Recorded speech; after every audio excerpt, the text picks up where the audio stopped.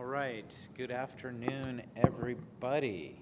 Here we are in the home stretch of CIS 2017, the last, are there more sessions or this? You're not the last. I'm not the last. All the getaway birds have mostly flown the coop, but thank you, hardcore CIS faithful, for sticking to the very end. Okay.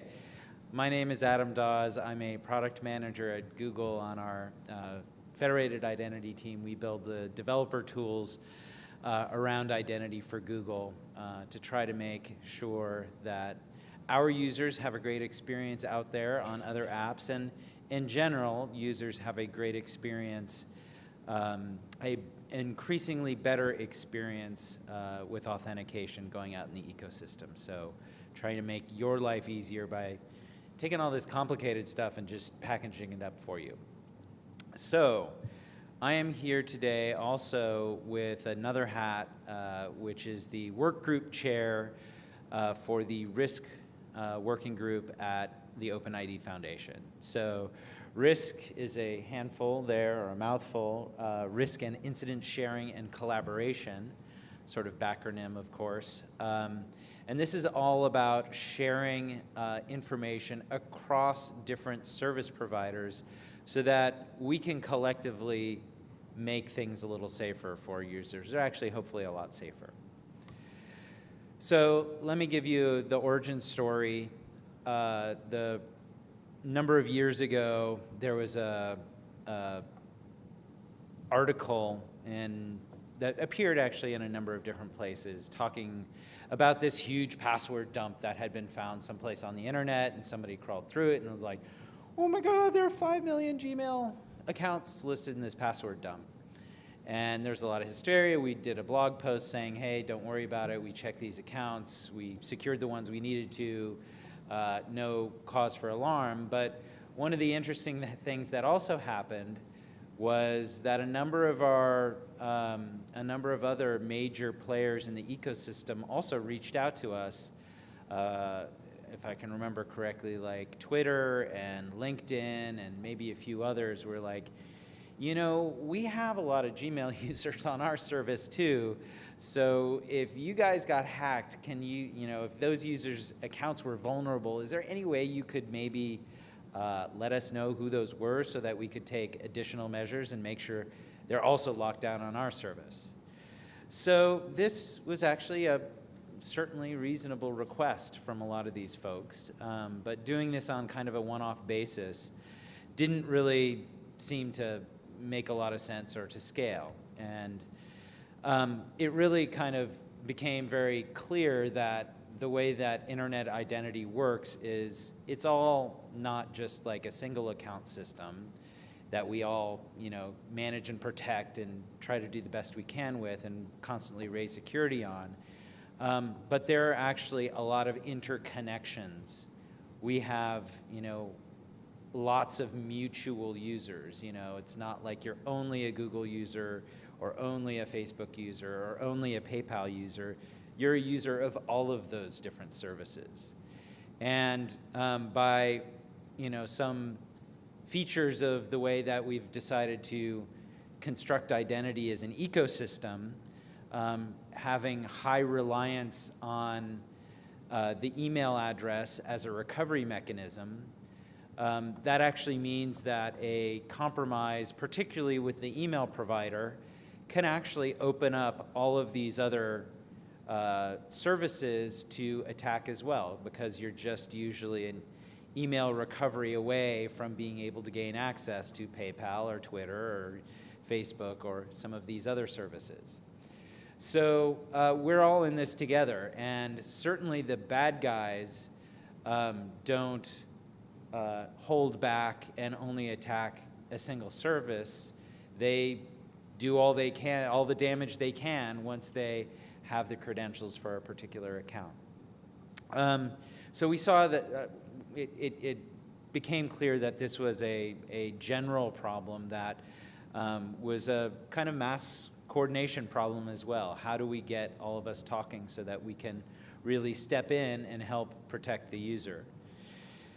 So we decided to try to take a standards-based approach to this. How do we define the mechanisms and the events to be able to start sending these each other, and so that each of our own account and risk systems can get the benefit of knowledge of what is happening with this same shared user on other services. So in late 2014, I hosted a session at the Internet and Identity Workshop and invited a lot of these other large service providers to attend to see if there was interest in trying to solve this problem collectively.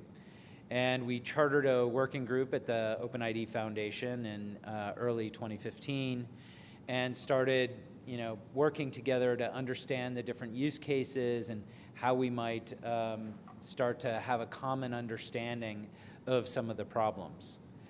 And as we dug into this, actually the problem became even more general.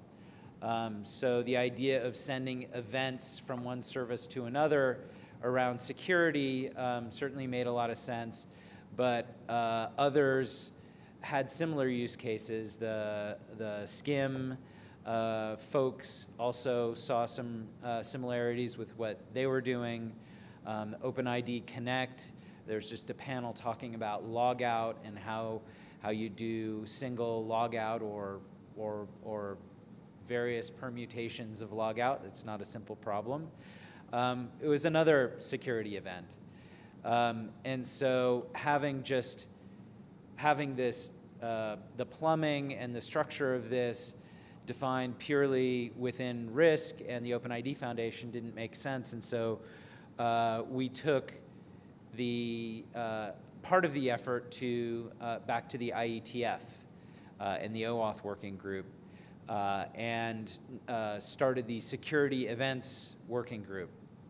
And so we've been working to better define what the a common event format would look like and what the plumbing it should be to interconnect all of the different providers.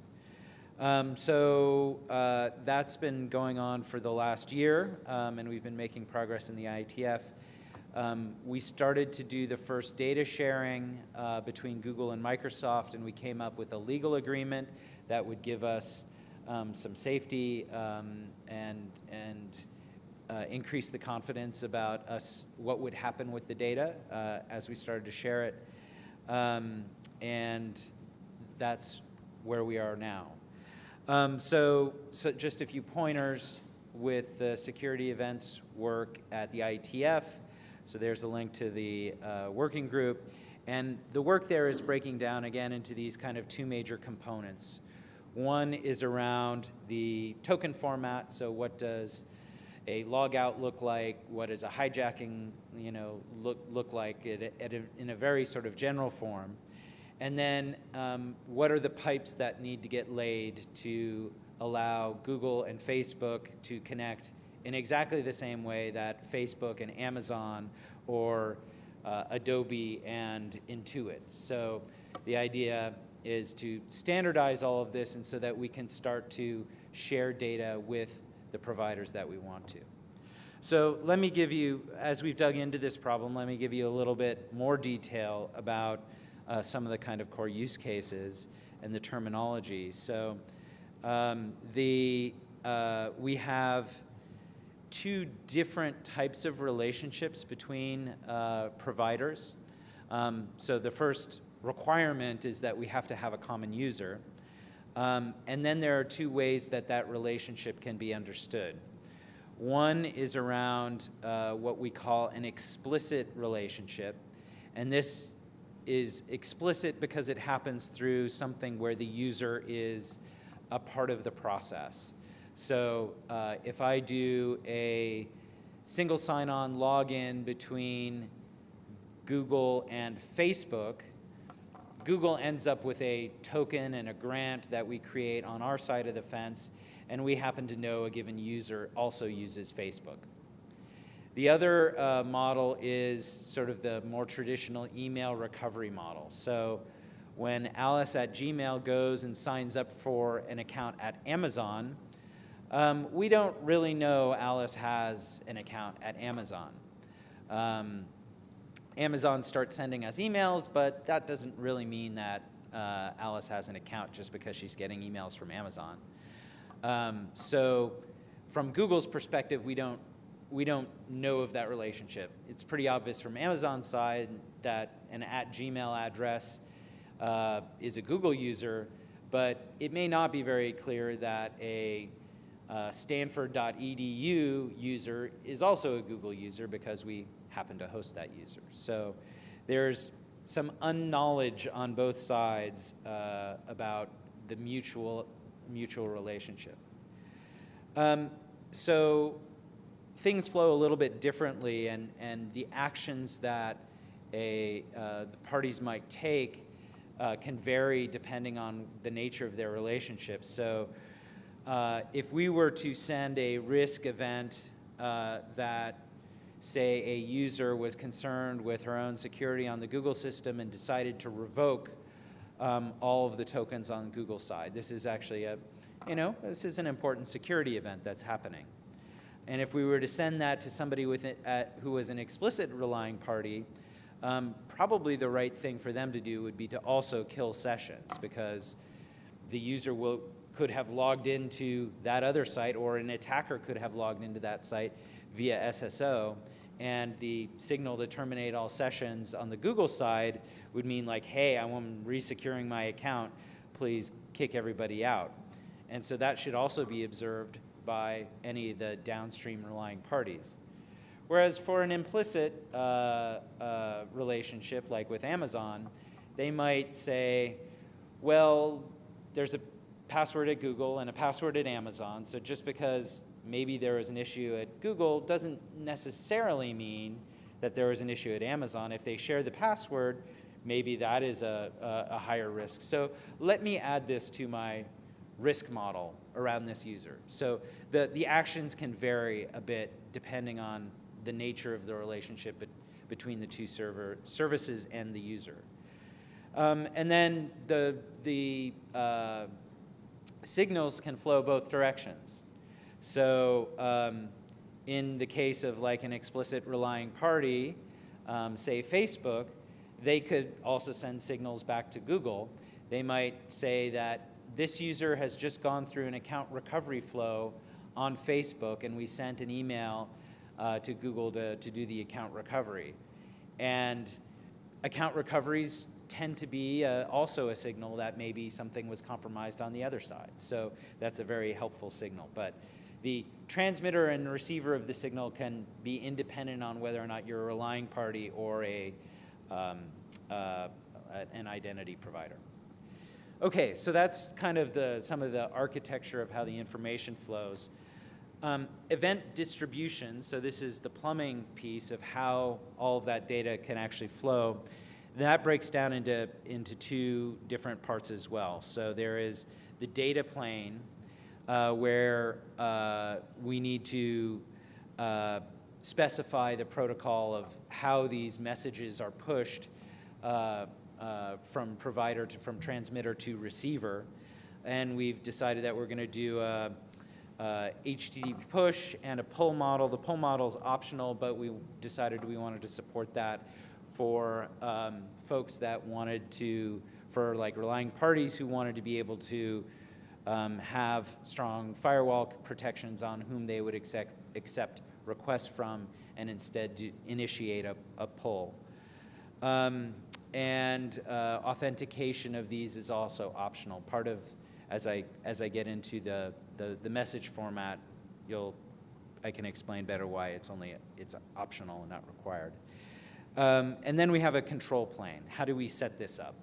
So basically, this is a pub subsystem across providers, and the receiver needs to set up an endpoint, and the transmitter needs to know where that endpoint is. The receiver can decide which events it wants to understand and receive. There's a method to be able to verify that the stream is configured properly. So if you haven't received messages for a while, you can check to make sure everything is still configured and working properly. And then we have a user enrollment and unenrollment API that we're working on. So this is actually meant, so for getting back to the explicit and implicit, the explicit ones, we don't need to enroll the users to receive signals because we already know who our mutual users are. But for the implicit folks, like the Amazon-Google relationship, Amazon has to tell Google who our mutual users are. And so we have this user enrollment, unenrollment capability. And the authentication is going to be done via the already established OAuth relationship.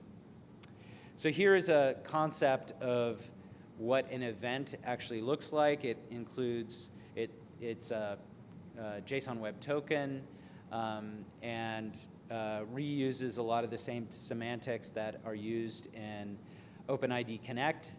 There is currently lots of debate about some of the details here, and so that's why I use the term concept. But the beauty is it's very lightweight, easy to parse, easy to manage, and most of all, you can easily tell and verify who sent the token. So this is why authentication is not necessarily required when transporting these, because you can, if you get a token from someone you don't really want to listen to, you can just drop it on the floor. So I gave you a little bit of the architecture of how things are shared. Let me talk a little bit about the trust implications around this. So it would technically be possible to, for a transmitter to blast out RISC events to the whole world or to some sort of clearinghouse where anyone could kind of query whether or not there was an event recently.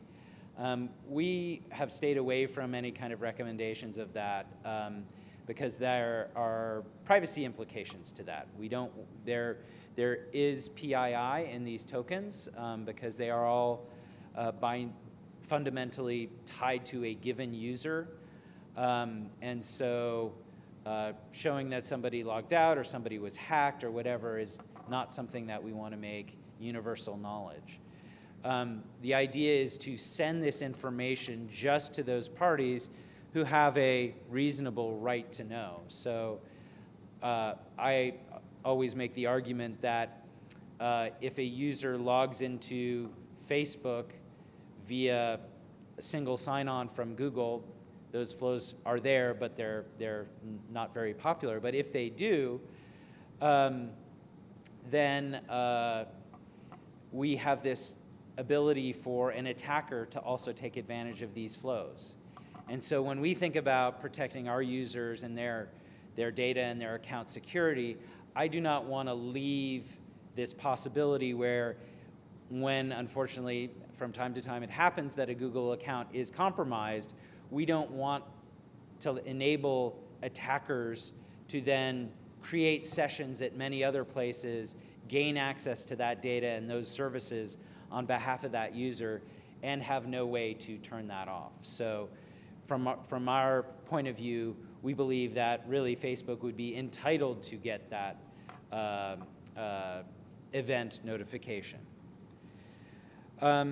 So again, when we know for sure that the user has gone through these flows with OAuth, we, I think, feel pretty comfortable sharing a lot of this information because that site has a reasonable need to know. When we go into this implicit relationship where Amazon is saying, hey, alice@gmail.com has an account at Amazon too, we have to be trusting of Amazon's assertion of that. So we've developed some legal frameworks to give us confidence that Amazon is going to behave responsibly by only claiming things that they validly have and then doing the correct things with the data once they've done it. Okay, so now so that's a lot of overview on sort of how we got here and sort of the structure of the specifications and the transport and all. The last mile is the actual events themselves, at least from a RISC perspective. Now, there are also events that are being defined in other places as well. So for us, we have revocation events. So when sessions get revoked on our side, this is an important event that we want to communicate. When tokens are revoked, so users may revoke an OAuth token on the Google side, which will cut off access from the other side. So sometimes this has security implications, sometimes this just has usability implications, where the relying party there, the OAuth consumer, may want to try to reestablish connection because their service is now sort of broken. They may want to reestablish connection. They may want to re-engage the user to maybe find out why they don't want that to work anymore, or to get it plumbed again in case it was terminated for some other reason. And then we also have like the case where maybe on our side we have suspicion that the OAuth client has not handled their tokens or their client secret very well. And so we want to revoke their access and force them to rotate their client secret. So we're going to be able to send them a notification about that. Hijacking events, there's tons of interest in that. And there are a couple of different states that relate to the hijacking experience. So we certainly want to be able to send that. And then different ways that accounts may be disabled, and different sets of actions that recipients may want to take based on understanding that accounts have been disabled, either because of the user or because of an admin or service deciding to terminate access via payment or what have you, lack of payment. So these are all important events that can also go to other providers. And then, of course, another one that's been bedeviling the identity industry for some time, which is identifier recycling. So a lot of major service providers like Yahoo and Hotmail, if a user doesn't log into those accounts, I think it's sort of like 6 or 12 months, then they reserve the right to reclaim that address and give it to a new user. Now, when they do that, of course, any accounts on other services that the previous user created are now open to that new user. If the new user comes to Amazon and says, I'm Alice at Yahoo, Amazon's going to say, I already have an Alice at Yahoo. What's your password? And they're going to say, I don't know, and then go through the account recovery flow and have access to all of that data.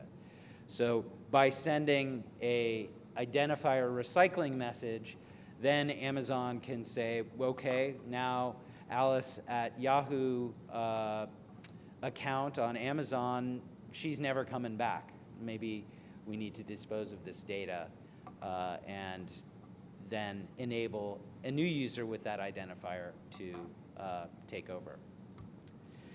So that's it. That's an overview of the RISC work that we're doing. Do we have a few more minutes for questions? And Adam, let's do the obligatory privacy question. Shoot. What about privacy? I talked a little bit about that. So privacy is obviously a concern of everybody. As you can see from the events, there's not a ton of information that comes through these, and it's not the most sensitive. It's not clear to us how this would get necessarily leveraged by an attacker, but the basic mechanism is really to only provide it to other service providers where you know there is a mutual relationship. So I do not want to send security events for alice@gmail.com to Amazon unless I'm sure that Amazon also has Alice as a user. So that's the main thing. And, you know, it is there, we are disclosing information about Alice and Alice's account, This is all in the name of actually helping Alice secure her account and have a better experience across the ecosystem. I've talked to my colleagues at a lot of the other major service providers, and in all of our terms of service, we reserve the right to share information about the user to help prevent security issues. So we believe that we're sort of well covered legally by sharing this class of information with other providers that we believe have a good reason to know. But in addition, what we're doing on the Google side is we're going to make all of this very transparent to the user. We're going to give them controls where they can see whom we're going to provide data to, and give them a control to say, no, I don't want you to share any security events with any of these other providers if they want to. We think that would be a mistake for the user, but that is something that we're going to provide. Yeah, so one question, the transport mechanism of events or the binding of events, is it restricted to HTTP only? Or is it something, an extension point in the spec that people can develop different bindings, like based on messaging, like that? So the spec is defining HTTP, but I mean, you can, if there are two particular parties that want to share data, they can pick whatever kind of transport protocol they want. We define the events, we define the token format, so, you know, say, I don't know, two banks decided they wanted to do something together, they could set up their own private channel between the two of them and reuse the infrastructure to understand tokens and feed those tokens into their RISC system where they're receiving events from Google and other providers in the ecosystem. But does the spec define how to transport this token over HTTP too? Like, I'm sorry? does the spec define how to transport this event over HTTP? Like whether Yeah, it's a header or like it's a pub sub kind of mechanism. Okay.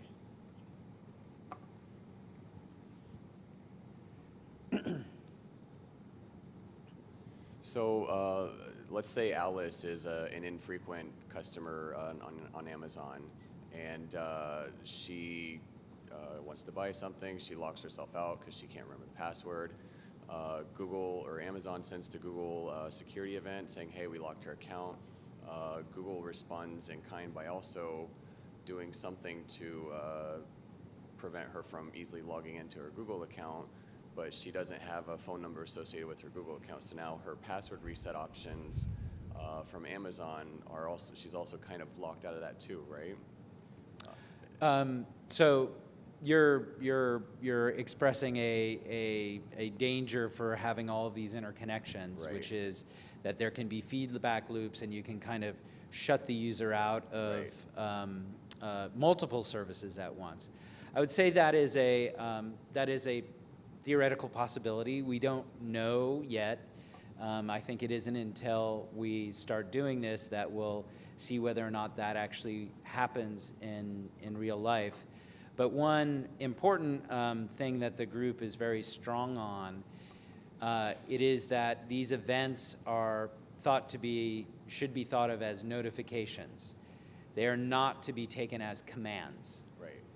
So the idea is that the RISC system on the other side would process these and assess what the likelihood is to maybe present additional login challenges or what have you to the user based on what's happening in the ecosystem. But there definitely is, we've identified the concern around kind of an echo chamber resulting in, you know, locking the user out of everything. But you know, our approach there is to roll forward slowly and you know, tune things to make sure that that doesn't happen.